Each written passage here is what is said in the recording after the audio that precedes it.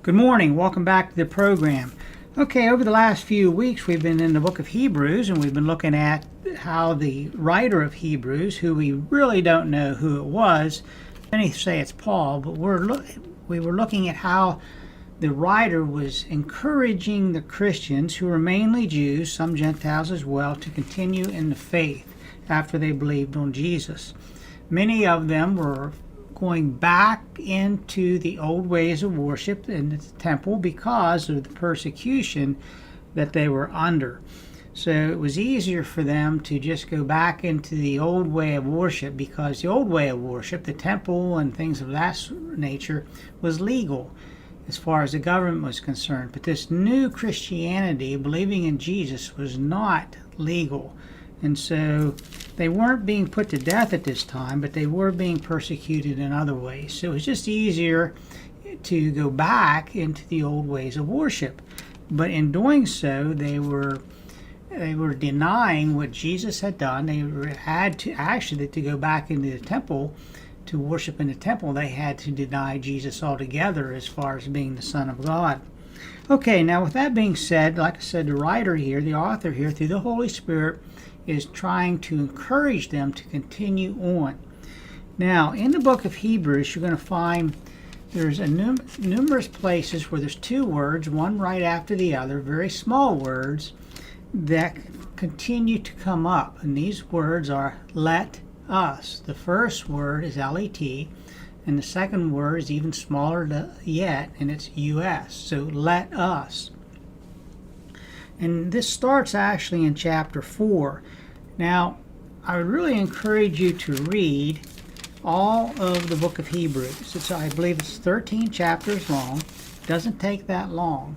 But as you read, start looking for this let us when it comes up, and try to see what the author is really trying to say.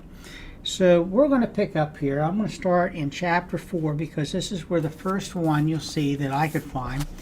Now, we'll have to say that I was listening to a deceased pastor, the Irish preacher they would call him. His name was Leslie Hale, and he was the one that I actually picked this up on, and I just thought, wow, I've never seen that before, so I wanted to go over it, and actually in going over it, I wanted to dig in deeper with it.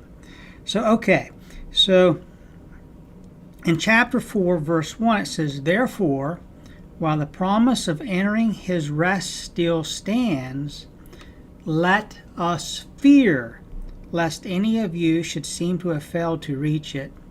Now, that's all I'm going to read here. Now, we're going to go back here in the coming weeks and go over these in more detail. But the first one we see, it says, let us fear. Now, that doesn't mean we're supposed to live in constant fear, like we're just always in fear. But what he's trying to say here, he's trying to tell us, he said, let us be aware. Let us understand that something can happen if we are not diligent in certain areas, which we'll be going over. And he gives a whole lot of, the whole chapter there is talking about when the Israelites came up out of Egypt and such. But we're going to leave it there. I'm just going to go over these this week, and you can go back, and for homework, I guess you could say, or just a good study, interesting study, you can go back and go over these, and then I'll hit them again as the weeks go on here. So let's go to the next one. The next one here is in chapter 4, verse 11, same chapter. It says, "Let us therefore strive to enter that rest, so that no one may fall by the same sort of disobedience." So this one, number 2, let us strive. So there, that's the next one. Let us strive. Let us go forward. Let us, look toward that rest. And we'll be talking about all this again. I keep saying that, but I'm just telling you where to find these right now. In chapter 4, verse 14, it reads, "Since then we have a great high priest who has passed through the heavens, Jesus, the Son of God, let us hold fast our confession." So here we are to hold fast our confession. Okay, so let's keep on going here. We're going to go down to, well, let's just read 15 too. It says, "For we do not have a high priest who is unable to sympathize with our weakness, but one who in every respect has been tempted as we are, yet without sin." Okay, so now we're going to go into the next one. It says, "Let us then with confidence draw near to the throne of grace, that we may receive mercy and find grace to help in time of need." So we are to draw near to God, to the throne of grace. Okay, so let's go to the next one. This is found in chapter 6, verse 1. It reads, "Therefore, let us leave the elementary doctrines of Christ and go on to maturity, not laying again a foundation of repentance from dead works and of faith toward God and of instruction about washings." So here, what does he tell us? He's saying, let us leave the elementary things and to go on in faith, more or less. One thing I wanted to point out here, I failed to do it. When he's writing this, he's saying, let us. So he's including himself, and he's talking about all believers.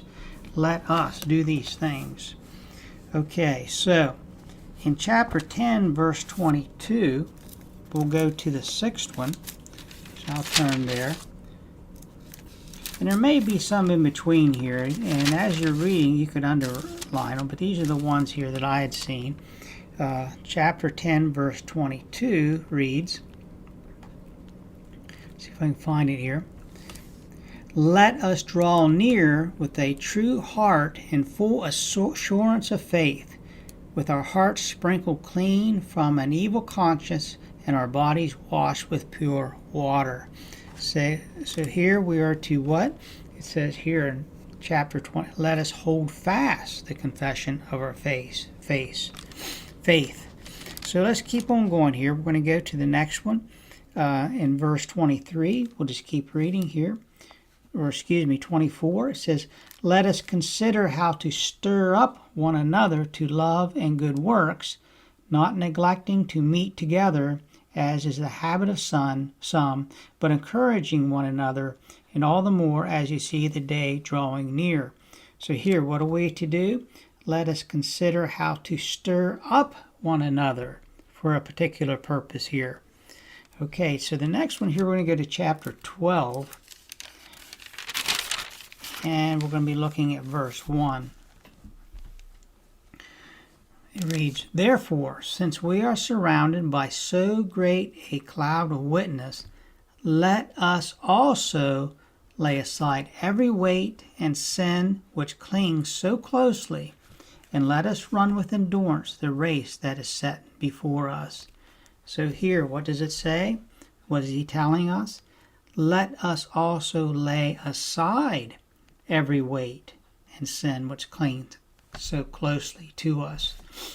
So, wow, these are all very powerful, and these are all showing us how we are to, how can I say it? He's kind of giving them like a pep talk, a motivational speech, but he's also showing them how that they can continue strongly in the faith and following Jesus, so they don't drift back into two main things that he talks about there in chapter 3 and 4, and that is disobedience and lack of faith, because that's what happens.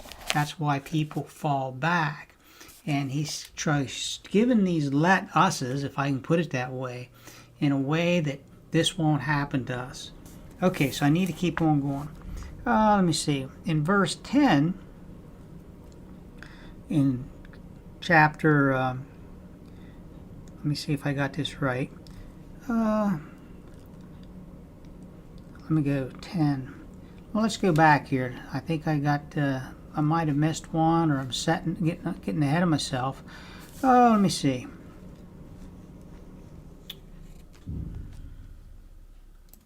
Okay, yeah, we want to be in chapter 12 here, but we're going to jump way down to verse 28 of chapter 12. It says, "Therefore let us be grateful for receiving a kingdom that cannot be shaken, and thus let us offer to God acceptable worship with reverence and awe, for our God is a consuming fire." So here he's saying, let us be what? Let us be grateful. All right, so we're going to go to the next one here. We're going to go to chapter 13, verse 13. It reads, "Therefore, let us go to him outside the camp and bear the reproach he endured.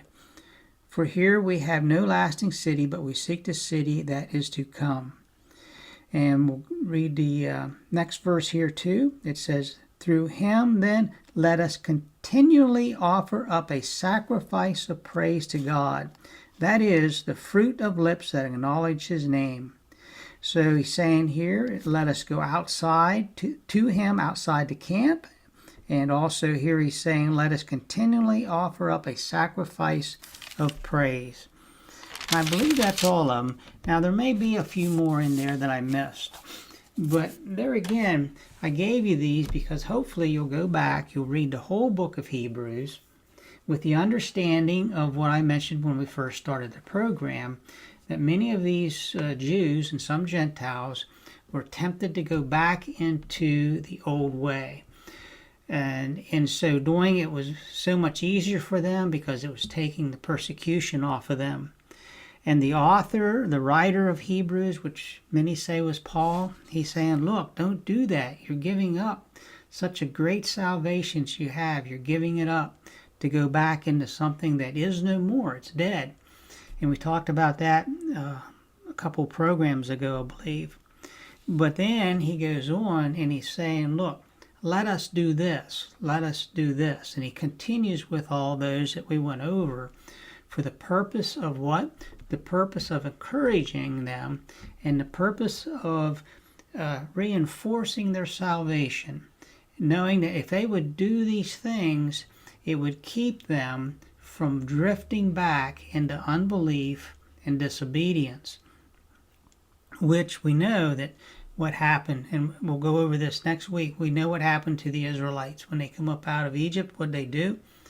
They fell into disbelief and they disobeyed God. And in doing so, what happened to them? Many of them, most of them fell in the desert. They never entered in what? Into the rest that God had promised them. And so Paul, here we'll say Paul, he's saying, no, don't do that. Don't fall back into the old way. Pursue on. And that's for all of us. Don't fall back into your own old ways of life.